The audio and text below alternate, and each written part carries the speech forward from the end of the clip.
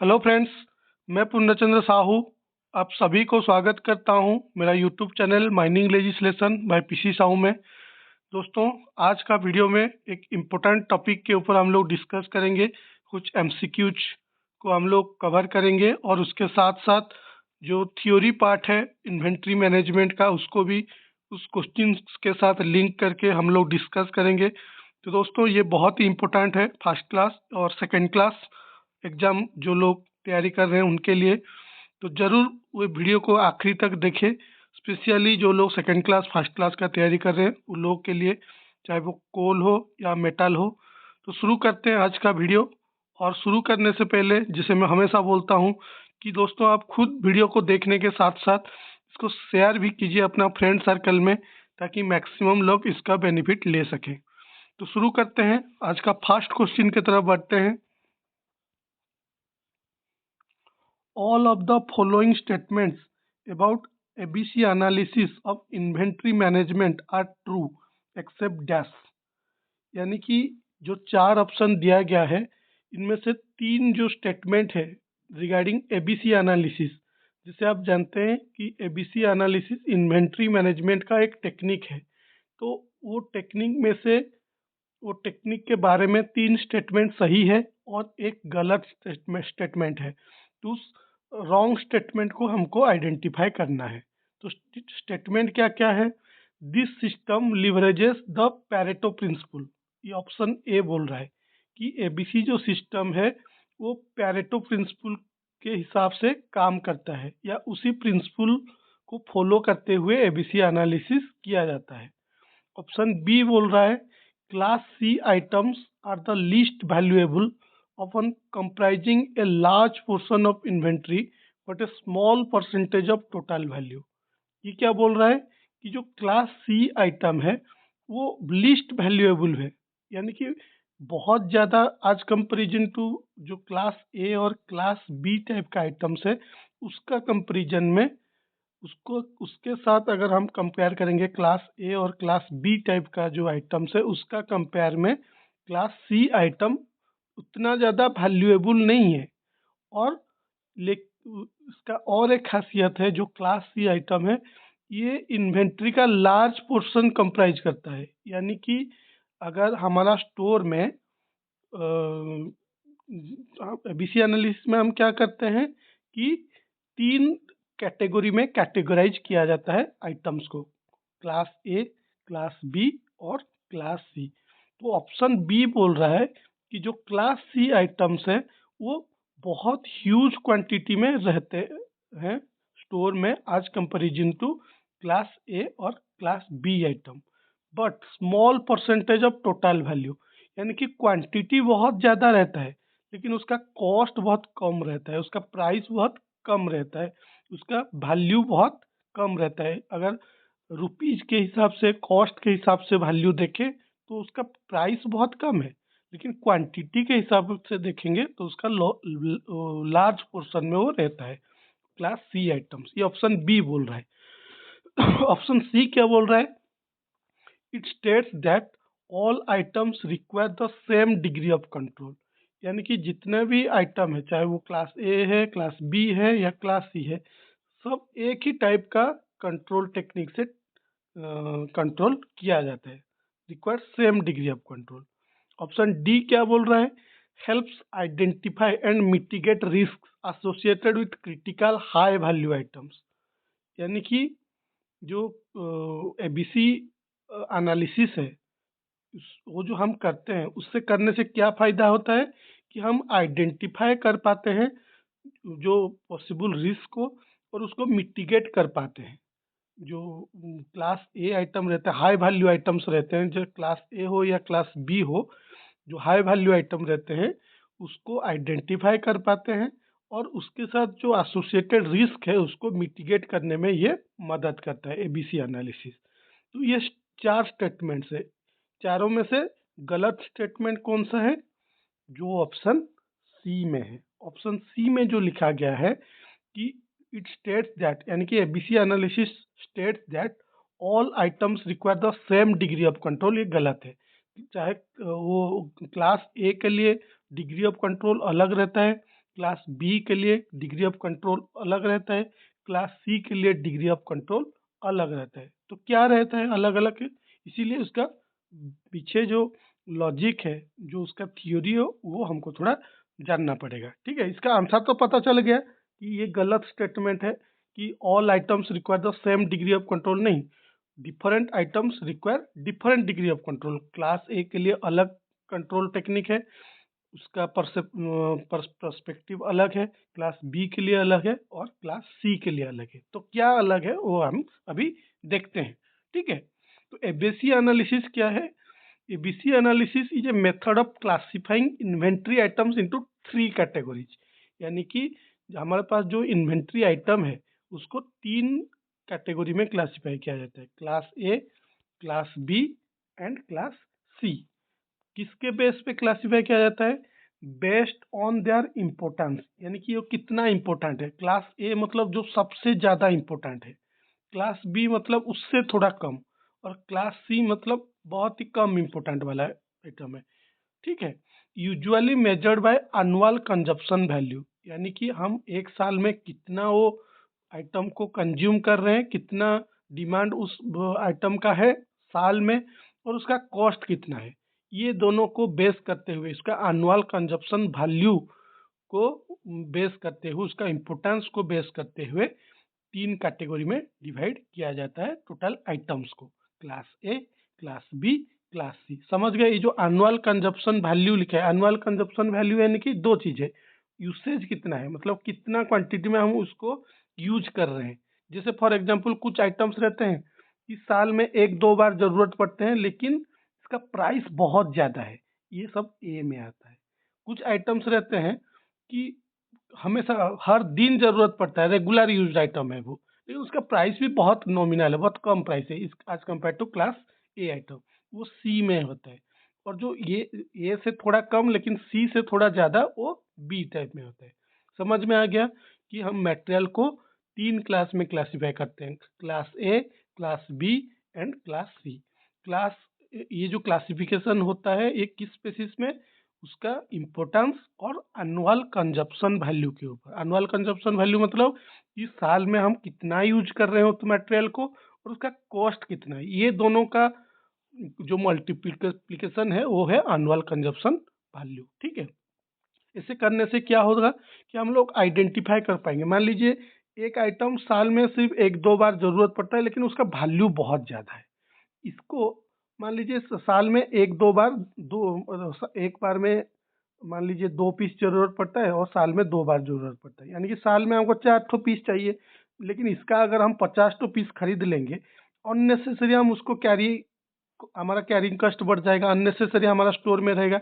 लेकिन एक यूनिट का प्राइस बहुत ज़्यादा है और हम लोग 50 स्टोर रख रहे हैं, तो कितना मतलब फालतू का खर्चा, मतलब इतना ह्यूज, मतलब पैसा को हम लोग फालतू में जबरदस्ती होल्ड करके रखे हुए हैं।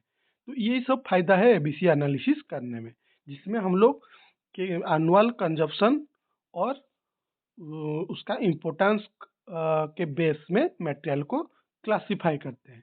ठीक है, क्लास ए, क्लास बी और क्लास सी में। ठीक है, नेक्स्ट क्लास ए आइटम क्या है, ये सब चीज को थोड़ा जरूर याद रखिए, इसलिए मैं वो सबको इकट्ठा करके रखा हूँ, जो कि हर सेंटेंस एक एक एमसीक्यू हो सकता है। कि क्लास ए आइटम का क्या कैरेक्टरिस्टिक्स है, वेरी इंपॉर्टेंट। जो क्लास ए आइटम है वेरी इंपॉर्टेंट, वेरी इंपॉर्टेंट मतलब अगर ये आइटम डिमांड है लेकिन हमारे पास अवेलेबल नहीं है, तो काम बंद हो जाएगा और चलेगा ही नहीं, हम जुगाड़ करके कुछ कर नहीं सकते, इसलिए वेरी इंपॉर्टेंट। लेकिन हाई वैल्यू आइटम, इसका प्राइस बहुत ज़्यादा रहता है, very important and high value item, ये क्लास ए में। ठीक है, समझ में आया? ये इसका कैरेक्टरिस्टिक्स है क्लास ए आइटम का, वेरी इंपॉर्टेंट लेकिन प्राइस भी बहुत ज़्यादा, उसका कॉस्ट भी बहुत ज़्यादा। Usually 10 to 20% of total item but contribute 70 to 80% of total inventory value. इसका मतलब क्या है? ये जो सेंटेंस, सेकेंड जो सेंटेंस में क्या बोला कि हर सेंटेंस एक एक एमसीक्यू है, ऐसे बनाएंगे तो इसी में से 4 एमसीक्यू बन जाता है। लेकिन हम अगर थ्योरी समझ जाएंगे तो हमको एमसीक्यू करने का मतलब ज़रूरत नहीं। ठीक है, रिवाइज करने के लिए एमसीक्यू हम करेंगे, लेकिन थ्योरी कंसेप्ट हमारा क्लियर हो जाएगा तो उसी में से 50 टू एमसीक्यू हम बना सकते हैं। ठीक है, तो कॉन्सेप्ट को समझिए। जो क्लास ए आइटम है, पहले क्या हम समझे कि वेरी इंपॉर्टेंट होता है, लेकिन हाई वैल्यू होता है, उसका प्राइस बहुत ज़्यादा रहता है। सेकंड क्या बोला कि usually 10 to 20% of total item, यानी कि मान लीजिए हमारा स्टोर में 100 आइटम है, ठीक है, 100 का 10% कितना है, 10। ठीक है, इसको ऐसे करने से बेटा समझ नहीं आएगा, उसका दूसरा तरीके से करते हैं। मान लीजिए कि टोटल हमारे पास 500 आइटम्स है, ठीक है, 500 का 10% कितना हुआ, 50। यानी कि जो क्लास ए आइटम होता है वो 10 to 20% ऑफ टोटल आइटम्स रहता है। यानी कि मान लीजिए टोटल 500 ठो हमारे पास आइटम है, तो 50 से 100 के अंदर मैक्सिमम उसका नंबर होगा जो क्लास ए आइटम होगा। Usually 10 to 20% of total item, ये 500 हो गया हमारा टोटल आइटम। ये टोटल आइटम का 10 to 20% maximum class A type का आइटम होता है, but contribute 70 to 80% of total inventory value. यानी कि मान लीजिए ये 500 जो हम इन्वेंट्री रखे हैं, इसका टोटल वैल्यू मान लीजिए 5 लाख है, ठीक है, फॉर एग्जाम्पल 5 लाख है टोटल। इसका मतलब मान लीजिए एग्जाम्पल दे रहा हूँ, बोलेंगे क्या 5 लाख क्या होता है, जस्ट एग्जाम्पल के लिए बोल रहा हूँ। मान लीजिए 500 जो टोटल इन्वेंट्री है उसका टोटल कॉस्ट है 5 लाख, तो 5 लाख का 70 to 80% जितना होगा, ठीक है, 70 to 80% जितना होगा, सिर्फ ये 50 आइटम का वैल्यू ही उतना है। ये जो 10 to 20% क्लास ए आइटम रहता है, ठीक है, उसका ये बाकी 450 का मतलब सिर्फ 20 to 30%, बाकी 450 आइटम का वैल्यू 20 to 25% है। सिर्फ ये 50 तो आइटम का जो प्राइस है ना, वो इसका 70 to 80% है, क्योंकि इसका प्राइस बहुत ज़्यादा रहता है। समझ में आ गया, यानी कि क्वांटिटी में ये कम है, सिर्फ 10 to 20% है, लेकिन उसका प्राइस, उसका वैल्यू 70 to 80% है टोटल का।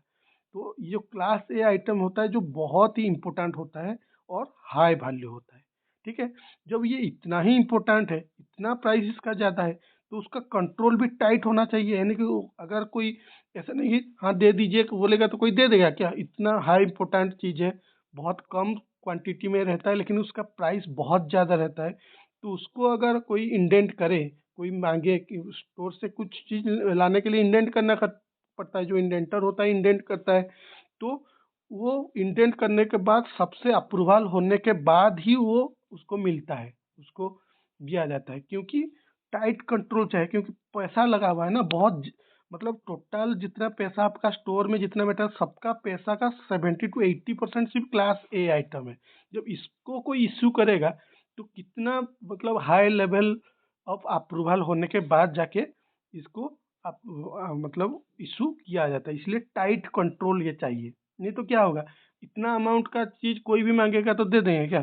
तो टाइट कंट्रोल, एक्यूरेट रिकॉर्ड कि कब लास्ट टाइम इशू हुआ था, फिर अभी क्यों चाहिए, क्या दिक्कत हो गया, उसका एक्यूरेट रिकॉर्ड मेंटेन किया जाता है क्लास ए आइटम का, और फ्रीक्वेंट रिव्यू किया जाता है। जैसे फॉर एग्जांपल आपका घर में, ठीक है, घर में आपका 1000 ठो चीज़ है, छोटे से लेके बड़े चीज़। जैसे मान लीजिए आपका टूथपेस्ट, टूथब्रश से लेके आपका टंग क्लीनर से लेके आपका पढ़ाई वाला स्केल पेंसिल रबर से लेके सबसे महंगा में महंगा जैसे फ्रिज कूलर एसी से भी और महंगा चीज़ भी, मान लीजिए आपका घर में कुछ है, सोना गहना सब कुछ है, ठीक है। कोई आपको मांगेगा कि ठीक है थोड़ा आज मेरा टूथपेस्ट खत्म हो गया है, आप थोड़ा टूथपेस्ट दे दीजिए, तो आप इजीली दे सकते हैं बिना हिचकिचाहट का। लेकिन बोलेगा कि नहीं, मेरा जो ये डायमंड वाला, ये सॉरी डायमंड तो बहुत बहुत ज़्यादा हो गया, मेरा जो नेकलेस है, नेकलेस मैं लाया नहीं हूँ, आपका नेकलेस दे दीजिए, मैं पहन के शादी में जाऊँगा, तो आप दे देंगे क्या, नहीं देंगे।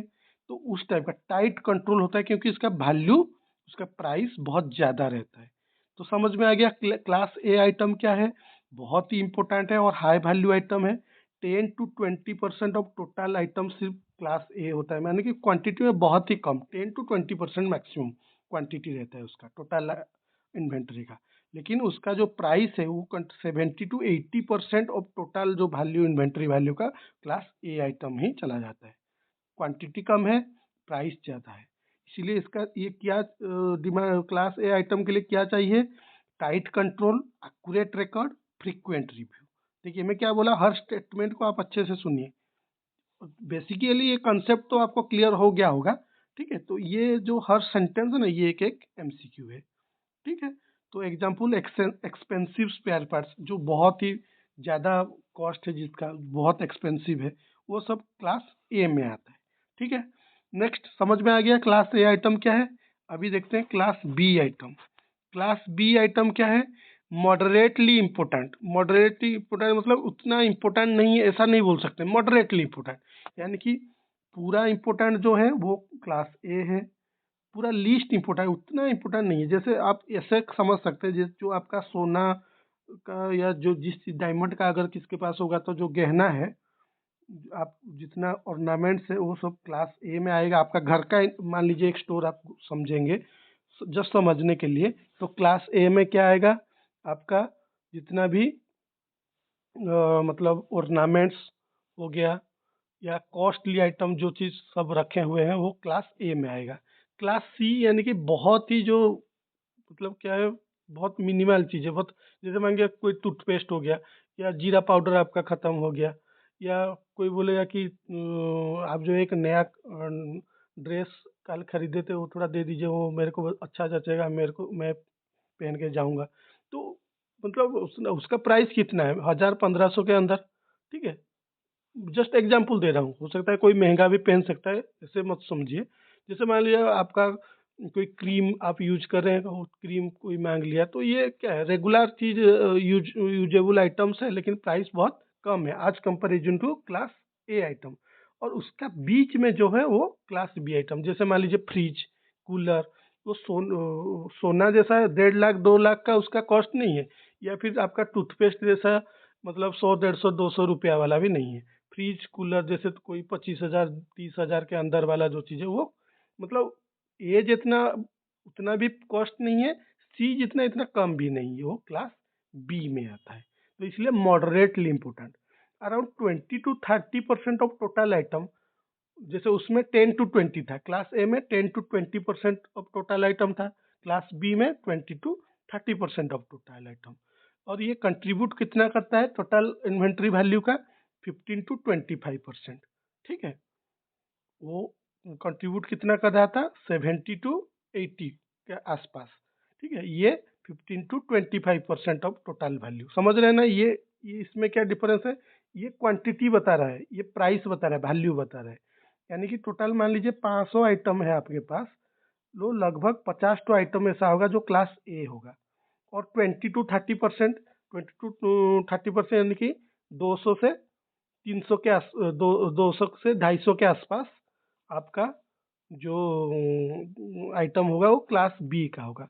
इसलिए रिक्वायर्ड मॉडरेट कंट्रोल। उसमें जैसे टाइट कंट्रोल चाहता है, ये मॉडरेट कंट्रोल। पीरियोडिक रिव्यू, उसमें क्या चाहता है? Frequent review. ये सब वर्ड को थोड़ा गौर कीजिएगा। उसमें फ्रीक्वेंट रिव्यू, इसमें पीरियोडिक रिव्यू, उसमें टाइट कंट्रोल, इसमें मॉडरेट कंट्रोल।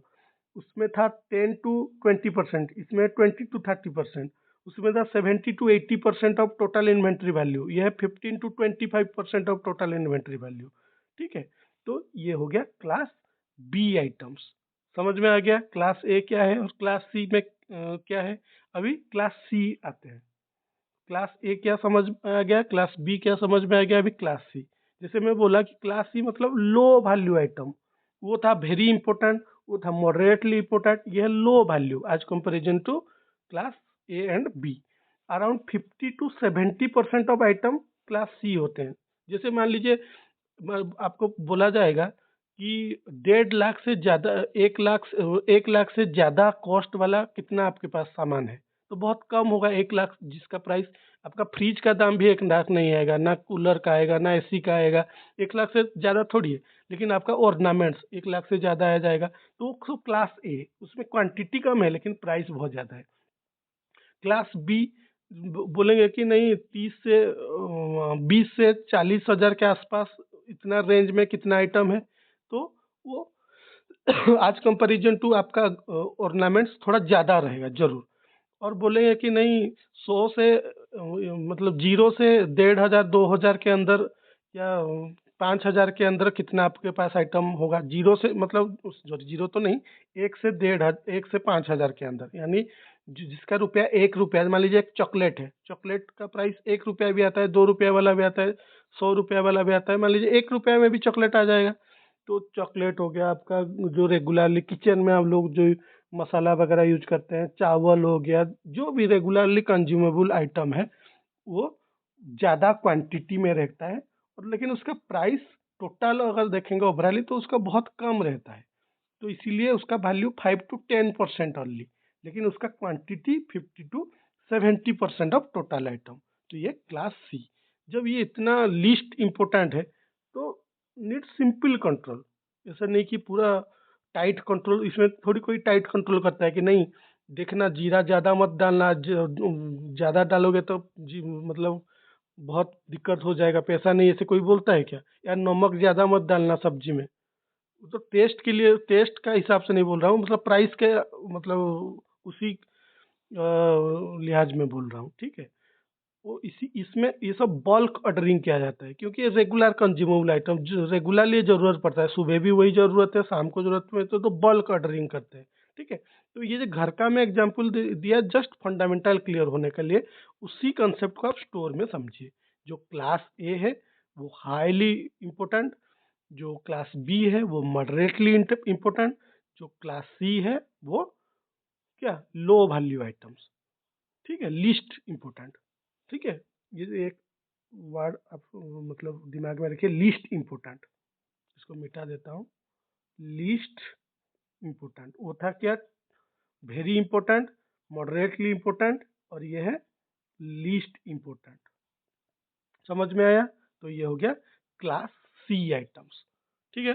तो पहला जो क्वेश्चन हम जो डिस्कस कर रहे थे, सबके लिए क्या गलत हो गया, ये जो फर्स्ट क्वेश्चन था, इसमें रॉन्ग स्टेटमेंट क्या था, ये ऑप्शन सी। क्यों ये गलत होगा? It states that all items require the same degree of control.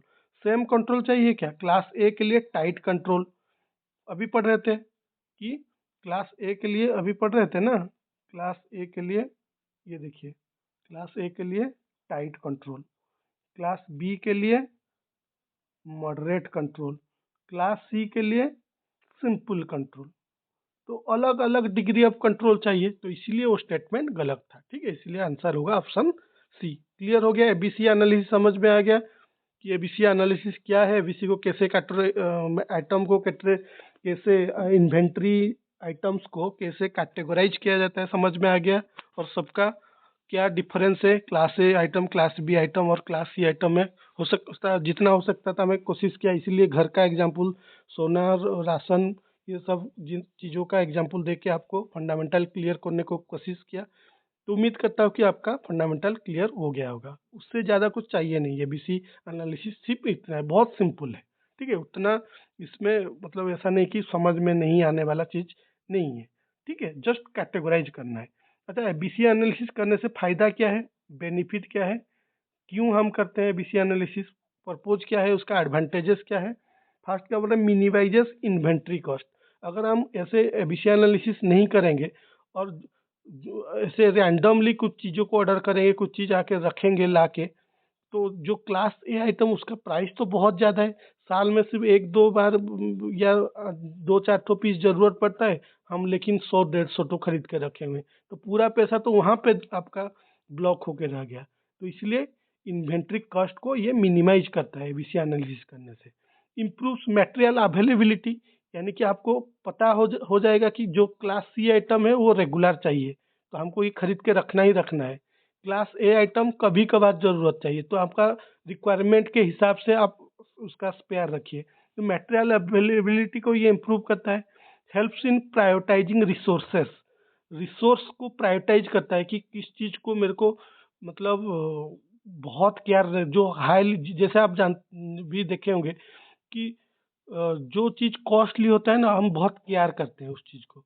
अभी मान लीजिए आप वीवो का या रेडमी का जो मोबाइल यूज कर रहे हैं, और आप उससे क्या बोलते हैं, उसको जितना केयर कर रहे हैं, अभी मान लीजिए आप सीधा आईफोन खरीद के ले आएंगे तो डेफिनेटली आप केयर ज़्यादा करेंगे, क्योंकि कॉस्ट बहुत ज़्यादा है ना, तो प्रायोरिटाइज करने में ये हेल्प करता है।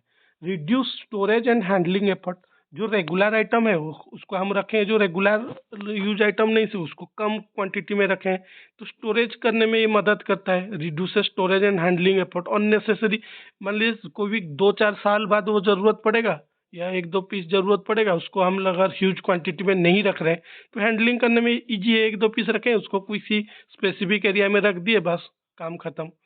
सपोर्ट बेटर परचेजिंग डिसीजन, कौन सा आइटम को खरीदे, कब, कितना क्वांटिटी में हम ऑर्डर करें, ये सब चीज डिसीजन लेने में ये हेल्प करता है एबीसी एनालिसिस। तो ये सब एडवांटेजेस है। तो इस टाइप का सवाल भी आ सकता है, which among the following is not an advantages of ABC analysis. तो ये सब चीज को आपको उसमें देखना है। तो इसमें रट्टा मारने वाला कोई चीज है नहीं, ये तो कंसेप्ट आपका क्लियर हो गया कि क्या क्या बेनिफिट हो सकता है एबीसी एनालिसिस करने से। तो उसमें से जो चीज नहीं रहेगा उसको आपको पॉइंट आउट करना है या आइडेंटिफाई करना है। तो क्लियर, एबीसी एनालिसिस क्लियर, क्या है एबीसी एनालिसिस, क्यों करते हैं, करने से क्या होगा। ठीक है, तो नेक्स्ट क्वेश्चन की तरफ फिर बढ़ते हैं। In inventory management and control techniques the EOQ allows to purchase, ये क्या बोल रहा है, in inventory management and control techniques the EOQ. EOQ क्या है, इकोनॉमिक ऑर्डर क्वांटिटी, इसके ऊपर स्पेसिफिकली वीडियो बनाया गया है। अब जो लोग डायरेक्ट ये वीडियो देख रहे हैं वो थ्योरी क्लास नहीं देखे हैं, ईओक्यू आप जरूर सर्च करके, मेरा चैनल में ही है ईओक्यू, इन डिटेल में बताया गया है ग्राफ के साथ, डेफिनेशन के साथ, बहुत सिंपल तरीके से कि ईओक्यू क्या है, इकोनॉमिक ऑर्डर क्वांटिटी। ईओक्यू क्या है, इकोनॉमिक ऑर्डर क्वांटिटी क्या है, उसका पीछे क्या लॉजिक है, क्या कंसेप्ट है, सब बताया गया है। आप वीडियो को जरूर देखें। ठीक है, तो EOQ allows to purchase dash, जब इन्वेंट्री मैनेजमेंट हम कर रहे हैं तो ईओक्यू हम जो डिसाइड करते हैं इकोनॉमिक ऑर्डर क्वांटिटी, वो उसमें क्या बेनिफिट होता है, क्या अलाउ करता है खरीदने के लिए। Goods to maintain average level of inventory, lot size matching to break even point, optimum lot size, material of full capacity of सोच। तो आप वो वीडियो जो लोग देखे होंगे उनके लिए तो बहुत ही आसान है, जो लोग नहीं देखे जरूर देखिए, उसमें आपका फंडामेंटल क्लियर हो जाएगा। इसलिए इसका जो थ्योरी को मैं उतना एक्सप्लेन नहीं कर रहा हूँ, क्योंकि इसके ऊपर स्पेसिफिकली वीडियो बनाया गया है। तो इसका सही आंसर क्या होगा, जो लोग देखे हैं वो वीडियो या ईओक्यू के ऊपर कंसेप्ट क्लियर है वो तुरंत आंसर दे देंगे, ऑप्टिमम लॉट साइज। ठीक है, वो सब क्या है उसमें हम डिस्कस कर चुके हैं, इसलिए रिपीट नहीं कर रहा हूँ। ईओक्यू क्या है, इकोनॉमिक ऑर्डर क्वांटिटी। ठीक है, यानी कि इकोनॉमिक ऑर्डर क्वांटिटी मतलब no excess storage, no high level of inventory, यानी कि इतना हम ऑर्डर करेंगे कि अननेसेसरीली हम एक्सेस कैरिंग कॉस्ट को हम ये नहीं करेंगे, और high level of inventory unnecessary हम मेंटेन नहीं करेंगे। तो कितना ऑर्डर करने से हमारा डिमांड को भी हम फुलफिल कर पाएंगे, और अननेसेसरी कैरिंग कॉस्ट भी हम मतलब हमको खर्चा नहीं करना पड़ेगा, उसको बोलते हैं ईओक्यू। ठीक है, तो कंसेप्ट दूसरा वीडियो में है ऑलरेडी ईओक्यू। तो इसका आंसर होगा ऑप्शन सी। नेक्स्ट क्वेश्चन की तरफ बढ़ते हैं। The inventory which is in alternative modes of transportation is called as dash। वो inventory which is in alternative modes of transportation, उसको की क्या इन्वेंट्री बोलते हैं, decoupling inventory, pipeline inventory, cycle inventory, safety inventory. इसका सही आंसर क्या होगा, जो मतलब अल्टरनेटिव मोड ऑफ ट्रांसपोर्टेशन में है, पाइपलाइन इन्वेंट्री होगा।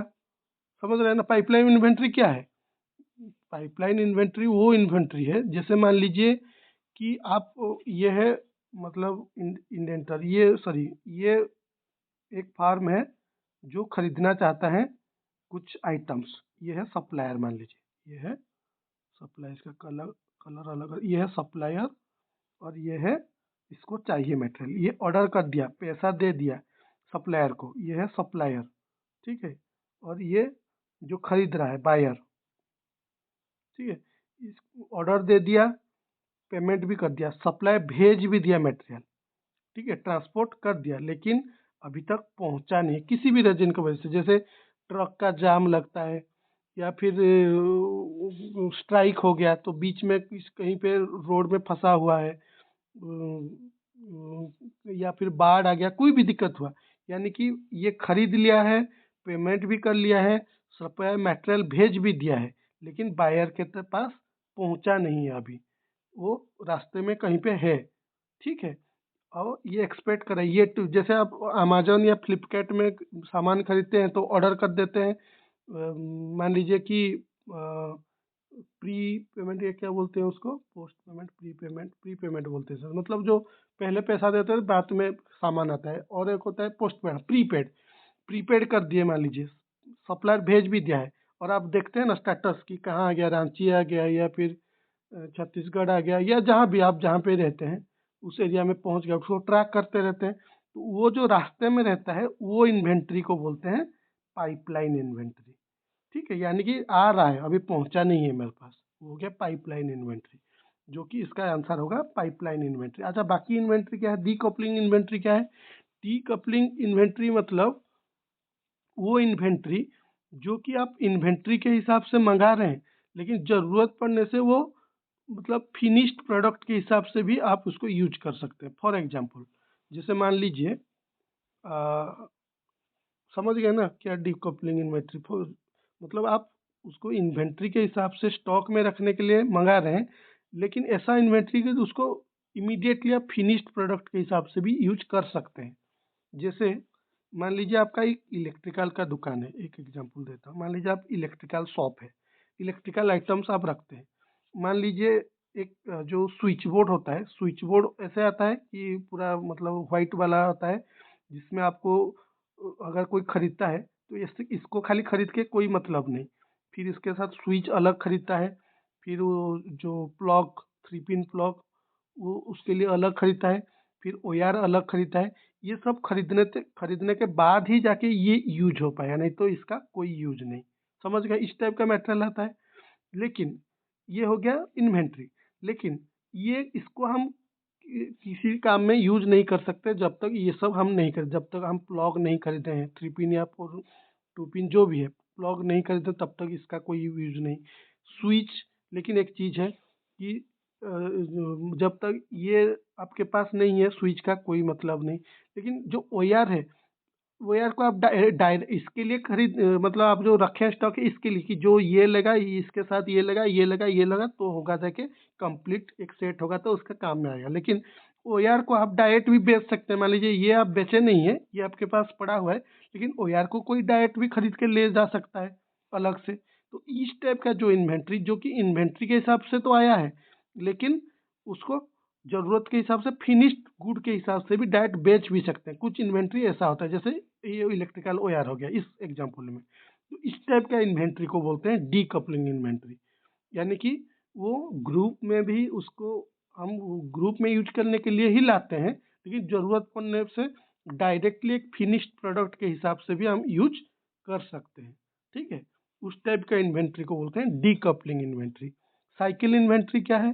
साइकिल इन्वेंट्री मतलब वो इन्वेंट्री जो कि हर ऑर्डर में आपका रहता ही रहता है। जैसे मान लीजिए कि आपका एक राशन का दुकान है, ये सब मिटा देता हूँ। मान लीजिए आपके पास एक राशन का दुकान है, किराना शॉप, ग्रोसरी शॉप जो है, ठीक है। इसमें हजार तो चीज रहता है, अलग अलग चीज, चावल दाल ये से तेल हो गया, शैम्पू हो गया, बहुत सारा चीज रहता है। ठीक है, तो आप जो आपको आपका जो सप्लायर है जहाँ से आप लाते हैं, तो आप हो सकता है 2 दिन में या 3 दिन में या एक हफ्ते में आपके हिसाब से वो आप ऑर्डर देते होंगे कि हाँ मटेरियल भेजो, मेरा खत्म हो गया, मेरा खत्म हो गया। फिर लिस्ट देते हैं कि ये सामान भेजना मेरे पास। तो इनमें से कुछ आइटम, 1 नंबर ये चाहिए, 2 नंबर, ऐसे करके लिस्ट भेजते हैं ना उसको कि हमको ये चीज़ सप्लाई करो। इनमें से कुछ आइटम ऐसे रहते हैं जो कि हर ऑर्डर में रहते ही रहते हैं, बाकी कुछ चेंज होते हैं, लेकिन कुछ ऐसे मतलब स्पेसिफिक आइटम्स रहते हैं, कुछ स्पेसिफिक इन्वेंट्री ऐसा होता है कि जो हर ऑर्डर में उसको ऑर्डर करना ही पड़ता है, वो रेगुलर यूज आइटम्स है। तो उस टाइप का इन्वेंट्री को बोलते हैं साइकिल इन्वेंट्री। यानी कि वो चाहे कोई भी ऑर्डर हो, आप 6 मंथली दे रहे हैं, मंथली दे रहे हैं, वीकली दे रहे हैं, पर डे दे रहे हैं, जो भी है, ये आइटम वो लिस्ट में रहेगा ही रहेगा, उसको बोलते हैं साइकिल इन्वेंट्री। और सेफ्टी इन्वेंट्री का मतलब आप लोग तो जानते हैं, जो वो इन्वेंट्री जो कि मान लीजिए कभी ज़रूरत पड़ा, कुछ नेचुरल कैलेमिटी की वजह से, कुछ डिजास्टर की वजह से कुछ हो गया, आपके पास मटेरियल पहुंच नहीं पाया, ऐसे आपके पास हर 15 दिन में आता है, लेकिन अभी 2 महीना के लिए वो मटेरियल नहीं आ पाएगा, तो आप जो एक्स्ट्रा रखते हैं कि कभी ज़रूरत पड़ा तो हम निकालेंगे इसको, उसको बोलते हैं सेफ्टी इन्वेंट्री। तो ये जो 4 इन्वेंट्री समझ में आ गया। अगर नहीं समझ में आया तो थोड़ा बैक करके और एक बार देखिए, क्योंकि सबको अच्छे से मैं समझाया, उम्मीद करता हूँ कि आप लोग समझ गए होंगे। तो ये सब इन्वेंट्री का कैटेगरी है। तो ये पर्टिकुलर क्वेश्चन में जो पूछा गया, इसका आंसर होगा ऑप्शन बी, पाइपलाइन इन्वेंट्री। ठीक है, आगे बढ़ें नेक्स्ट क्वेश्चन की तरफ। अच्छा, receiving a required inventory item at the exact time when it is needed is called dash ABC analysis pot FOB JIT.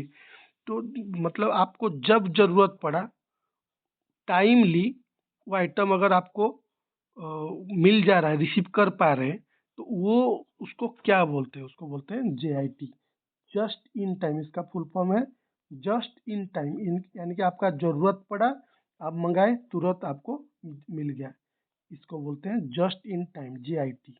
ठीक है, तो इसका आंसर होगा ऑप्शन डी। आगे बढ़े नेक्स्ट क्वेश्चन की तरफ। In case of VD classification of materials, the VD stands for, in case of VD classification of materials, the VD stands for very important, easily important, double important, vital, essential, desirable, vital, easily available, difficult, vital, essential, difficult। इसका सही answer क्या है? VD जो बोलते हैं, VD का full form क्या है? VD का फुल फॉर्म है वाइटल, एसेंशियल, डिजायरेबल, जो कि ऑप्शन बी में है। ठीक है, वाइटल क्या है? वाइटल मतलब वो आइटम है, अगर ये अवेलेबल नहीं रहेगा तो आपको, आपका जो ऑर्गेनाइजेशन को पूरा हैम्पर कर देगा, आपका पूरा हेवीली हैम्पर करेगा, आपका प्रोडक्शन बंद हो जाएगा, बहुत सारा, नहीं तो स्ट्राइक भी हो सकता है। समझ रहे हैं ना? वो बहुत ही वो हो गया वाइटल। और एसेंशियल क्या है? एसेंशियल मतलब अगर वो आइटम नहीं रहेगा तो कुछ दिन के लिए, 2-4 दिन के लिए मैनेज किया जा सकता है, लेकिन जो वाइटल वाला चीज अगर नहीं रहेगा, तो ये जरूरत पड़ा आपके पास नहीं है तो काम बंद, प्रोडक्शन बंद, सब बंद, उसको बोलते हैं वाइटल। एसेंशियल मतलब ये अगर नहीं रहेगा तो कुछ दिनों के लिए, 2-4 दिन के लिए मैनेज किया जा सकता है। ठीक है, इम्पोर्टेंट तो है लेकिन उतना इम्पोर्टेंट नहीं, इसलिए वो एसेंशियल है। और डिजायरेबल मतलब ये आइटम अगर नहीं रहेगा तो आप कुछ वीक्स तक भी मैनेज कर सकते हैं। ठीक है, जैसे फॉर एग्जांपल, इसको समझने के लिए, मान लीजिए आपका घर में तेल नहीं है, तो आप मतलब किचन के हिसाब से आप एग्जांपल को समझिए, वाइटल कौन सा है, एसेंशियल कौन सा है, डिजायरेबल कौन सा है। मान लीजिए फॉर एग्जांपल, आप एक पहला एक एग्जांपल दिए, ऑयल, जो कुकिंग ऑयल, जो खाना बनाते हैं जिस ऑयल में, चाहे वो मस्टर्ड ऑयल हो या फिर जो रिफाइंड ऑयल आता है ना, सनफ्लावर वाला, काफ़ी टाइप का आता है, ग्रास ब्रेन। तो ये अगर नहीं रहेगा तो मैनेज कर पाएंगे क्या? नहीं मिला मतलब आपका खाना बंद। आप टिफिन करके कितना टाइम रह जाएंगे? मान लीजिए आप बोलेंगे कि बिना तेल वाला हम कुछ करके रह जाएंगे, तो कितना टाइम रह पाएंगे? जरूरी ही जरूरी है। तो ये हो गया वाइटल। एसेंशियल में क्या है? मान लीजिए आप चावल खाते हैं, ठीक है, आपके पास चावल नहीं है, ठीक है, नहीं है तो अगर गेहूँ है तो हम, सॉरी आटा है तो हम रोटी बना देंगे। हम 1-2 दिन मैनेज कर सकते हैं कि हाँ, चावल खरीदने तक या चावल घर को लाने तक मैनेज हो सकता है। ऐसा नहीं कि चावल नहीं है तो हम रह नहीं पाएंगे। जैसे ऑयल का कैसे, ऑयल नहीं है तो आपका खाना बनाना प्रबंध हो जाएगा, वो हो जाएगा वाइटल। ये अलग अलग लोग के लिए अलग अलग हो सकता है, मैं जस्ट समझने के लिए, समझाने के लिए कंसेप्ट को बोल रहा हूँ। तो ऑयल हो गया वाइटल, चावल हो गया आपका एसेंशियल, कि अगर नहीं भी रहेगा तो 2-3 दिन, 2-4 दिन मैनेज कर सकते हैं, आटा से हम रोटी बना के चला सकते हैं, चल जाएगा। डिजायरेबल मतलब, मान लीजिए आप आपके घर में शुगर नहीं है, ठीक है, शुगर भी नहीं बोलते हैं, मान लीजिए आपका घर में पोहा नहीं है, पोहा अगर हम बनाते हैं उसको चूड़ा भी बोलते हैं, मान लीजिए नहीं है, अगर नहीं, आप 1 महीने के लिए भी अगर चूड़ा नहीं खरीदेंगे तब भी मैनेज नहीं कर पाएंगे क्या? ठीक है, हम दूसरा चीज़ नाश्ता में करेंगे, पोहा हम नहीं खाने से नहीं मिल रहा है तो हम क्या करेंगे? तो ये मैनेज हो सकता है, ये हो गया डिज़ायरेबल। लेकिन हाँ, हमको पसंद है पोहा खाना, हम चाहते हैं कि मेरे को पोहा मिले, पसंद है, लेकिन नहीं मिलेगा तो भी हम 1 महीना 2 महीना भी कोई दिक्कत नहीं है। जब मिलेगा देखें खाएँगे, हम इच्छा है, लेकिन नहीं मिल रहा है तो क्या? लेकिन ऑयल का केस में ऐसा नहीं कर सकते। नहीं, आपको नहीं मिलेगा तो आपका खाना बंद, फिर आपको खाना बंद करके आप कहीं कैंटीन होटल में खाना पड़ेगा, क्योंकि तेल नहीं रहेगा तो फिर क्या करेंगे? समझ में आया ना? ये एग्ज़ाम्पल ये हो गया वाइटल, ये हो गया एसेंशियल, ये हो गया डिज़ायरेबल। ठीक है? तो सबके लिए वाइटल, एसेंशियल, डिज़ायरेबल यही एग्ज़ाम्पल नहीं होगा, मैं मेरा पर्सपेक्टिव में बोला। नहीं तो बोलेंगे कि अरे सर आप ऐसा भी बोलते हैं, तेल नहीं रहेगा तो हम तो ऑयल फ्री खाते हैं। तो ऐसा नहीं है, मैं जस्ट समझाने के लिए बोला मास के ऊपर बता के। ठीक है, आगे बढ़ते हैं, ज़्यादा लेट नहीं करेंगे, जल्दी जल्दी ख़त्म करते हैं। An organization uses ABC approach for categorization of its stock. Which of the following describes class C item? जो एबीसी एनालिसिस हम करते हैं, क्लास सी आइटम किसको डिस्क्राइब करता है? High value high risk, high value low risk, low value high risk, low value low risk. ये तो समझ में आ गया क्लास सी आइटम क्या है।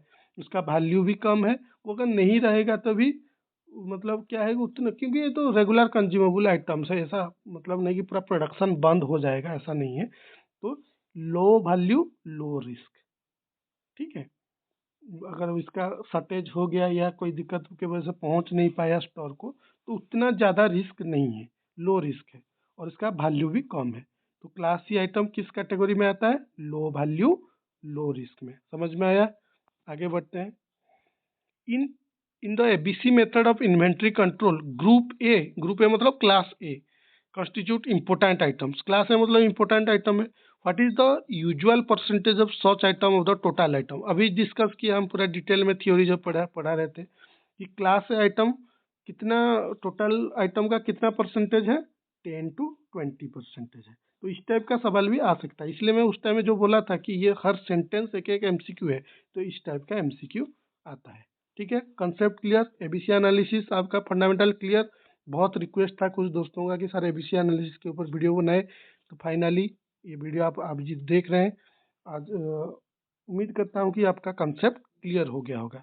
तो दोस्तों इस टाइप का वीडियो आगे भी आते रहेगा, तो चैनल को सब्सक्राइब कीजिए, बेल आइकन को प्रेस कीजिए, और अपना फ्रेंड सर्कल को जरूर ये वीडियो शेयर कीजिए, ताकि ये लोग इसका फ़ायदा वो लोग भी उठा सकें।